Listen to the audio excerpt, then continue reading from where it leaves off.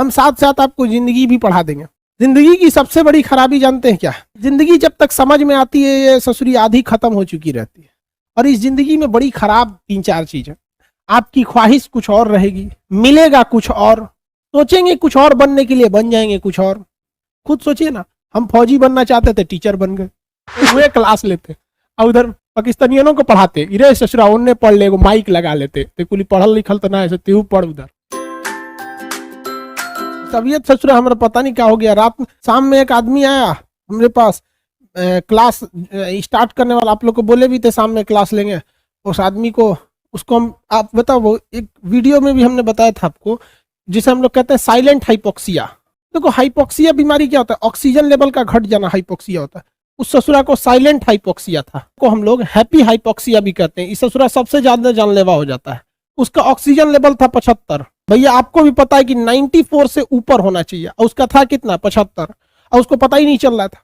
कहा हमको कोई दिक्कत नहीं है, हम उसको नापे शाम में ससुरा को, कहा कि कोरोना तोरोना कुछ नहीं है। हम कह रहे ससुर तू नहीं, तो उधर जो पहले भाग यहाँ से, इसको नाप रहे हैं तो ससुरा का ऑक्सीजन लेवल 75 है और उसको पता नहीं चल रहा है। भाग करते करते गया ससुरा 75 पे, उन्हें अभी ऑक्सीजन पे पड़ल है।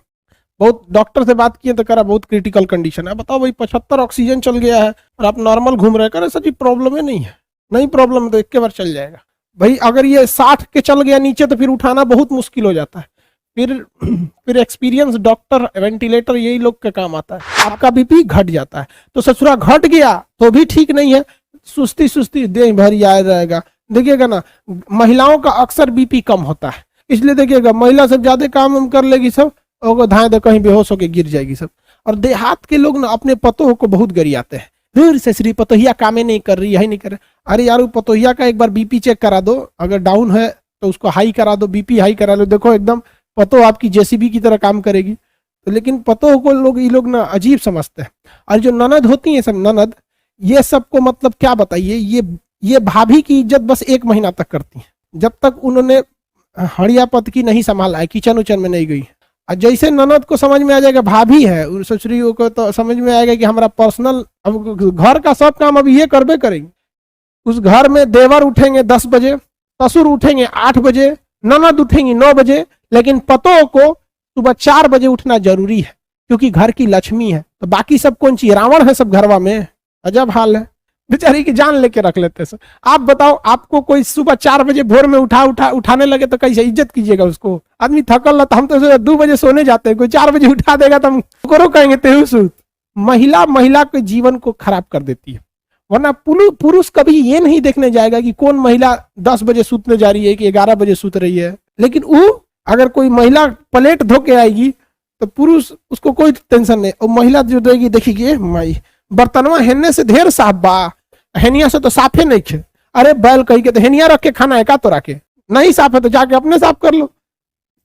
दोनों कम नहीं होते। कभी देखे है कि नहीं महिला सबका झगड़ा घर में? बड़ी खतरनाक होता है। आप सबको कोई दिक्कत नहीं आएगा।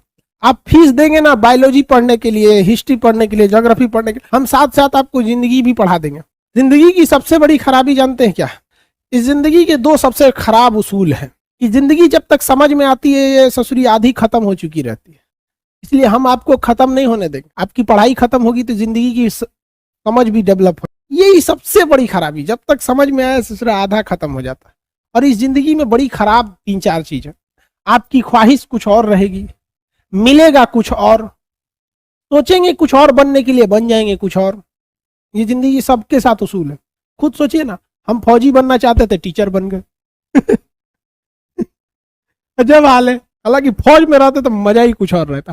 किसी फौजी को ना वहां बोर नहीं होने देते, सबको हंसाते खिलाते रहते, उन्हें क्लास लेते और उधर पाकिस्तानियों को पढ़ाते, इरे ससुरा उन्हें पढ़ ले, माइक लगा लेते, ते कुली पढ़ल लिखल तो ना ऐसे तेहू पढ़ उधर, है कि नहीं? तो चलो भाई, इतना तो समझ में आ गया आप लोग को। बीपी वगैरह, तो बीपी और नमक एक दूसरे से डायरेक्टली प्रोपोर्शनल होते हैं। यानी अगर आपके खाना में नमक की मात्रा ज्यादा रहेगी तो आपका बीपी बढ़ेगा, और नमक को घटा देंगे तो बीपी क्या हो जाता है? घट जाता है। और अगर आपका बीपी नहीं घट रहा है तो आप अपनी साली से बात कीजिए, आपकी बीपी घटने लगेगी। आप उससे खूब अच्छा, हाँ जीजा खाना खा लिए, ठीक है ठीक है। तो आपको अगर अपना बीपी डाउन करना है तो साली से बात कीजिए, बहुत जल्दी बीपी डाउन हो जाएगा, एकदम शांत हो जाएंगे।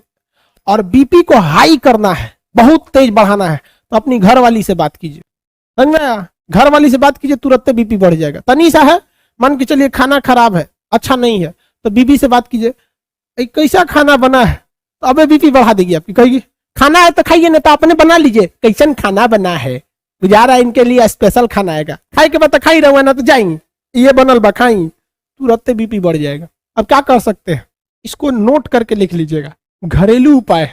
सर जिसकी शादी नहीं हुई उसको, बाबू जिसकी शादी नहीं है उसको दिल से रिलेटेड कोई बीमारी नहीं होती है, जिसकी शादी नहीं हुई है उसको hypertension, hypotension, heart attack, depression, ये सब कुछ नहीं होता है, शादी बाद ये सब बीमारी होती है। सब करेगी सर लड़की का बीपी कैसे कंट्रोल होगा, अब लड़की सबका कोई लेडी टीचर बताएगी हमको क्या पता लड़की सबका, भाई हम तो लड़कों का हर उपाय बता दिए।